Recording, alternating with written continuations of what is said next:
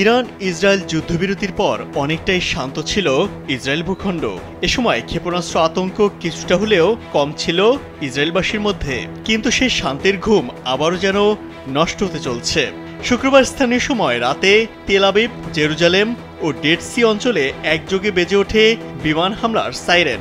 এরপর ইসরায়েলি বিমান বাহিনী জানায় তাদের প্রতিরক্ষা ব্যবস্থা সফলভাবে একটি ক্ষেপণাস্ত্র ধ্বংস করেছে।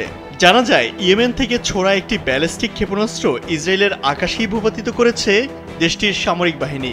ইসরায়েলি সামরিক বাহিনীর সামাজিক যোগাযোগ মাধ্যম এক্সে এক পোস্টে জানায়, গত এক মাসে ইয়েমেন থেকে এ নিয়ে 15টি ক্ষেপণাস্ত্র ছোড়া হয়েছে। এদিকে ইয়েমেনের বিদ্রোহী গোষ্ঠী এই হামলার দায় স্বীকার করে জানায়, গাজায় যুদ্ধ শুরু হওয়ার পর থেকে তারা এখন পর্যন্ত ইসরায়েলের দিকে 67টি ব্যালিস্টিক ক্ষেপণাস্ত্র এবং 18টি অস্ত্রসজ্জিত ড্রোন ছুড়েছে। আপনার এসির গ্যাসের সমাধান হলো SGS ও CNS সার্টিফাইড ফোরন রেফ্রিজারেন্ট গ্যাস, যার বিশুদ্ধতা 99.98%।